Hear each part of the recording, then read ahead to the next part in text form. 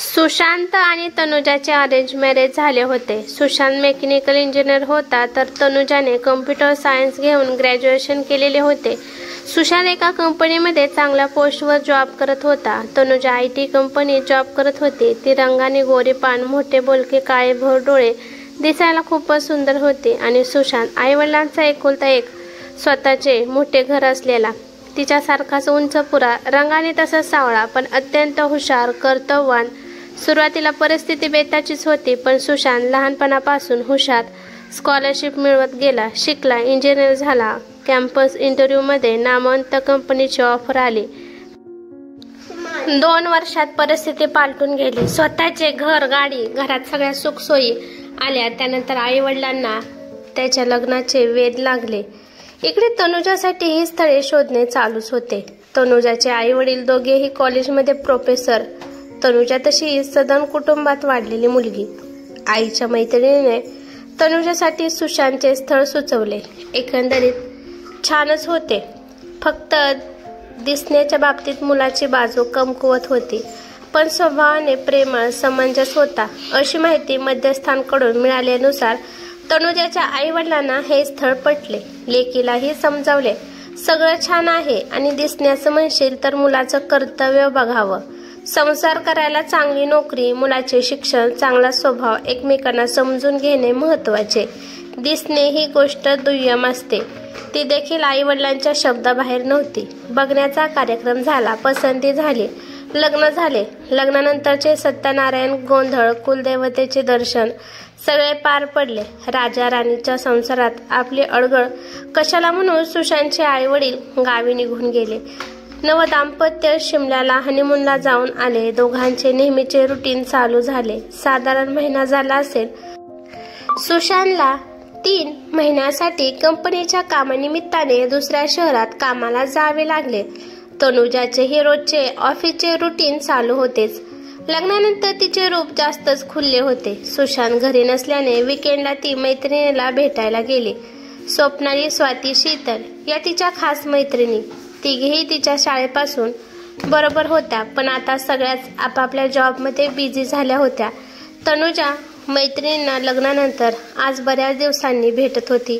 छान तयार होऊन ती त्यांच्या नेहमीच्या कॉफी शॉपमध्ये ठरलेल्या वेळेत पोहोचली. तनुजाच्या लग्नानंतर सगळ्याच खूप दिवसांनी एकमेकींना भेटणार म्हणून उत्साहात होत्या. खूप गप्पा, हसणं, खिदळणं चालू होतं. तनुजाने तिच्या हनीमूनचे फोटो देखील दाखवले मैत्रिणींना.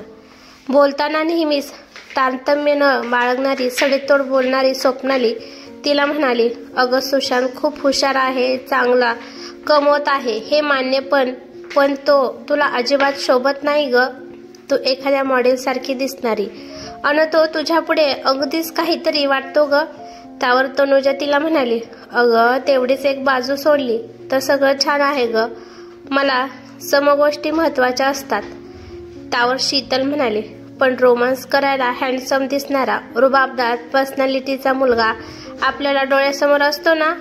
कळायला लागल्यापासून आपण राजकुमाराचे स्वप्न बघतो ना तसं. त्यावर स्वाती म्हणाली, सोडा का आता, झाले तिचं लग्न. त्यावर तो विषय तिथेच थांबला. त्या दिवशी 4घी जणींनी खाणं पिणं धमाल केली आणि परत लवकरच भेटू असं ठरवून आपापल्या घरी परतल्या. कॅबमधून घरी परतताना तनुजाच्या डोक्यात स्वप्नालीचे सुशांतच्या दिसण्यावरून केलेल्या कमेंटचा किडा अस्वस्थ करू लागला. आपण घाई केली का लग्न करताना?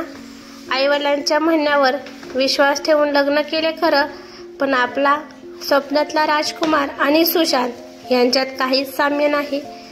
ती सुशांतचे फोटो परत परत पाहत राहिली आणि तिला तो दिसण्यातच खूपच खराब वाटायला लागला. ती स्वतःची आणि त्याची तुलना करू लागली. त्याच विचारात ती घरी पोहोचली आणि झोपून गेली. सकाळी उठून आवरून ऑफिसला पोहोचली. ऑफिसमध्येही तोच विचार तिच्या डोक्यात घोळत होता.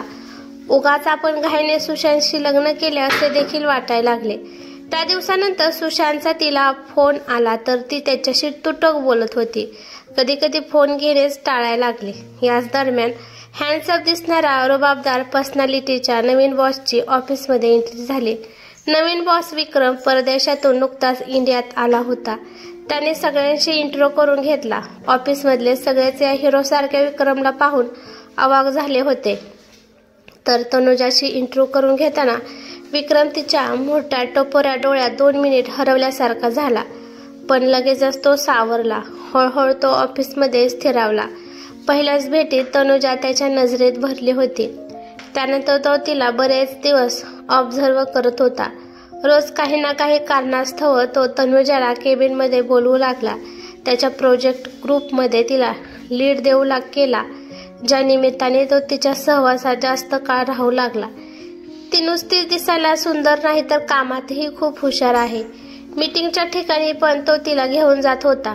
तनुजाही विक्रमच्या सहवासात त्याच्याबरोबर काम करताना तिला छान वाटायचे. विक्रमला ती सुशांतच्या जागी पाहू लागली. नकळत विक्रममध्ये गुंतत गेली. ऑफिसनंतर हे विक्रम बरोबर बाहेर वेळ घालवू लागले. या सगळ्यात सुशांतच्या नसण्याने त्याला जणू विसरूनच गेली होती. एकंदरीत ती विक्रम बरोबर तिच्या ऑफिस रुटीनमध्ये खुश असायची. 3 महिने निघून गेले आणि सुशांत दुसऱ्या शहरावरून घरी परतला. सुशांत आल्यापासून ती त्याच्याशी तुटकपणेच वागत होती. तो आल्याचा तनुजाच्या चेहऱ्यावर आनंद दिसलाच नाही. सुशांतने तिला विचारले देखील काय झाले. तिने बरं वाटत नाही, शिवाय ऑफिसच्या कामाचा लोड आहे असं उत्तर दिलं. आता ऑफिस संपल्यावर विक्रम बरोबर वेळ न घालवता लवकर घरी पोहोचावे लागणार या चिंतेत ती होती. विचारात ऑफिसमध्ये वर्कलोड वाढलाय, नवीन प्रोजेक्ट मी सांभाळते असं सांगून ती घरी उशिरा यायला लागली. तब्येत बरी नाही, ऑफिसच्या कामाने थकून गेले अशी कारणे सांगून ती सुशांतपासून रात्री देखील दूर राहू लागली. सुशांत मुळातच समंजस शांत स्वभावाचा. त्यानुसार त्याने तनुजावर खरंच प्रोजेक्टची जबाबदारी असल्याने कामाचा ताण असेल म्हणून त्याने तिला समजून घेतले. उलट घरकामात तिला होईल ती तो मदत करत होता. तिला आनंद वाटेल असेच वातावरण घरात ठेवत होता. सुशांत कितीही चांगला वागला तरी विक्रम बद्दल वाटणारी ओढ ती थांबवू शकत नव्हती. ऑफिस कॉन्फरन्सच्या निमित्ताने तनुजाचे विक्रम बरोबर बाहेरगावी जाणे नित्याचे झाले होते. सुशांतची कुठलीही अडकाठीण बंध नसल्याने ती एकंदर मजेत जगत होती. विक्रमवरती सर्वार्थाने प्रेम करत होती. विक्रमला ती मॅरिड असल्याचे माहीत असून देखील काही फरक पडत नव्हता. बाहेर गावी गेल्यावर रोज पणे दोघं एकच रूम शेअर करत होते. विक्रमच्या प्रेमात ती आंधळी झाली होती. सुशांत साध्या स्वभावाचा फायदाच घेत होती जणू. असे गेले वर्षभर चालले होते. एक दिवस संध्याकाळी ऑफिसमधून आल्यावर तनुजा तापाने फणफणली होती. आल्याबरोबर सोप्यावर तिने अंग टाकून दिले. सुशांत तिच्या आधीच घरी पोहोचला होता. तिला असे बघून तो काळजीत पडला. तिचे अंग चांगलेच तापलेले होते. त्याने लगेचच त्यांच्या फॅमिली डॉक्टरांना फोन करून बोलावले.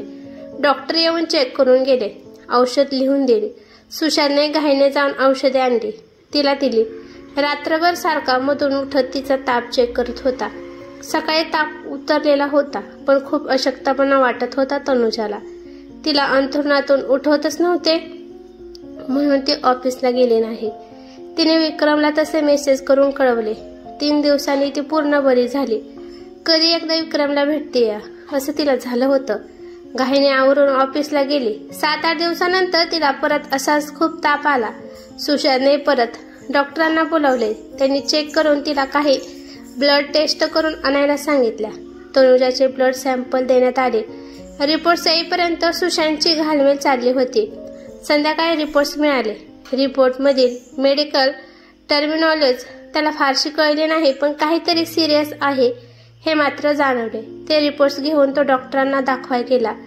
डॉक्टरांनी ते बघून सुशांतला शांतपणे समजावून सांगितले की या रिपोर्टवरून असं कळतं की तनुजाला ब्लड कॅन्सर झाला आहे. सुशांतला ते ऐकून जबरदस्त धक्का बसला. डॉक्टरांनी त्याला धीर दिला. आपण अजून एक सेकंड ओपिनियन घेऊ असे म्हणाले.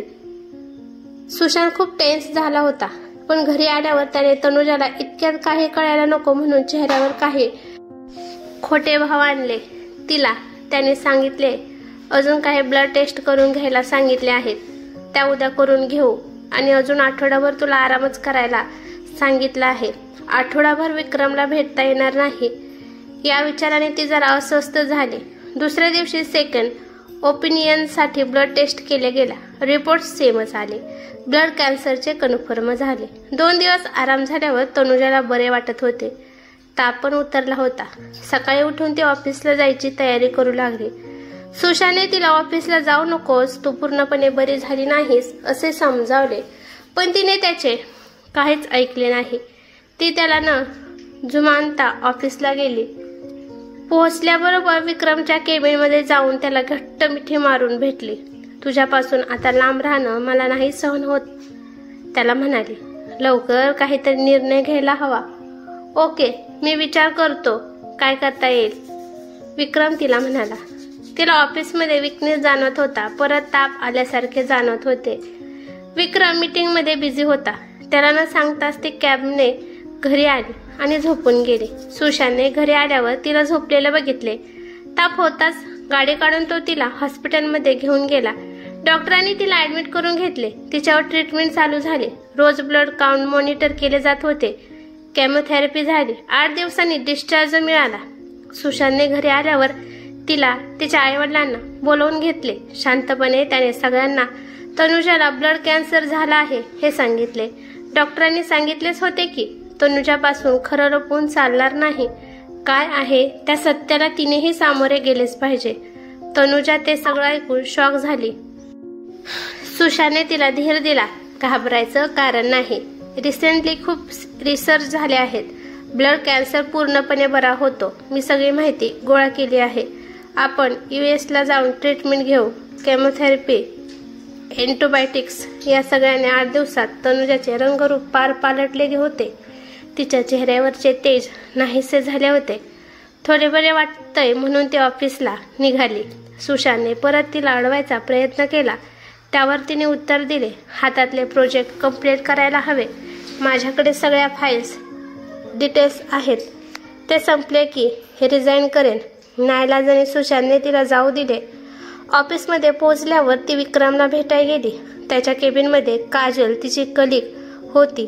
ती एकदम आत आल्याने दोघंही चापापल्यासारखे झालेले तनुजाला जाणवले. मी मेसेज करून माझ्याबद्दल कळून सुद्धा तुम्हाला भेटायला आला नाहीस, साधी फोनवर देखील चौकशी केली नाहीस म्हणून त्याला विचारत होती. वर्कलोड खूप आहे, डेडलाईनचे टेन्शन आहे असं सांगून त्याने तिची समजूत घातली. खरं काय ते त्याच्या नजरेतून समजले होते. तनुजाबद्दल कळल्यावर आता हिचा काही उपयोग नाही, हिला टाळलेलेच बरे असं त्याने ठरवलं होतं. आणि आज तनुजाचा ओढलेला चेहरा, डोळ्याखाली जमा झालेली काळी वर्तुळं पाहून विक्रमचा तिच्यामधला इंटरेस्ट संपला होता. जणू तो तिच्याशी तुटकच वागला. खरं तर आज तिला विक्रमच्या सोबतीची फार गरज भासत होती. त्याच्या मिठीत शिरून क्षणभर तरी आपल्या आजाराचा विसर पडेल असं तिला वाटत होतं. पण तिची निराशाच झाली. ती विक्रमच्या केबिनमधून रडोली होऊन बाहेर आली. विक्रमचे आपल्यावर प्रेमच नव्हते, मी फक्त त्याची त्या क्षणाची गरज होते. तिला कळून चुकले. मी नाही तर माझ्या जागी काजल माझ्या ऑफिसमध्ये नसल्याने त्याला काहीही फरक पडत नाही. ती अजूनच खचून गेली. विचार करून करून अंगातली शक्तीच संपल्यासारखे झाले. सगळं ऑफिस आपल्या भोवती गरगर फिरतंय तिला वाटत होतं. ती जागेवर कोसळली. ऑफिस कलिग्स तिच्या चेहऱ्यावर पाणी शिंपडले. तिने डोळे उघडले. तिला उचलून तिच्या कॅबिकलमध्ये बसवले. ती पुटपुटली, सुशांतला फोन. तिच्या कलिगजने सुशांतला बोलवून घेतले. सुशांत ताबडतोब आला. तिची अवस्था पाहून त्याने ॲम्ब्युलन्स बोलावली. जाता जाता ॲम्ब्युलन्समध्ये तिच्या डोक्यावर हात ठेवून कसलासा जप करत होता. तनुजाला त्याची घालमेल जाणवत होती. तिला तिची चिड येऊ लागली. वरवरच्या दिसण्यावर आपण भुललो. आपल्याजवळ तर खऱ्या प्रेमाचा, जिव्हाळ्याचा खजिना होता. क्षणिक मोहाला बळी पडले मी. त्याचीच ही शिक्षा मिळाली. तिला हॉस्पिटलमध्ये ॲडमिट करून घेतले. सुशांतचा हात हातात घेऊन ती म्हणाली, मी फार कमनशिबी आहे. प्रेम काय आहे ते आज कळले, पण ते उपभोगायला माझ्याकडे आता वेळ नाही. सुशांत आज तिच्या डोळ्यात ज्या प्रेमाचा तो इतके दिवस शोध घेत होता ते पाहिले. त्या क्षणभर प्रेमात दोघेही सुखावून गेले. सुशांतचा हात हातात घेऊन, मला माफ कर सुशांत असं बोलून तिने डोळे मिटले, ते पण कायमचेच. सौंदर्य म्हणजे केवळ बाह्य रूपातील आकर्षण नव्हे, तर मन, विचार, आचरण आणि स्वभावातील गुणांची एकत्रित चमक होय, जे डोळ्यांना आनंद देतं, मनाला शांती देतं आणि हृदयाला समाधान देतं. त्यालाच खरे सौंदर्य म्हणतात. ही कथा कशी वाटली ते मला कमेंट करून नक्की सांगा. कथा आवडली तर लाईक शेअर नक्की करा आणि चॅनलवरती नवीन असाल तर चॅनलला सबस्क्राईब करा. धन्यवाद.